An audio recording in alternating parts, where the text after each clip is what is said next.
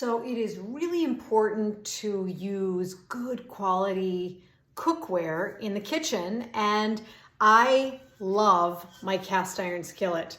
You can see I did a little cooking in it today, but I know that it can be somewhat intimidating. But the great thing about cast iron, it's very inexpensive. You can get it at most hardware stores, and they come pre-seasoned, so you don't have to worry about doing that.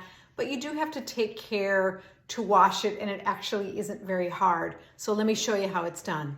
So the first thing you do is you just want to scrape up the solid bits from the bottom, and I use a metal spatula. It's just the easiest way to do it. And then depending on how dirty it is, sometimes I take a little coarse salt and I sprinkle that in, and it creates a little friction. And then I wipe it out with a paper towel.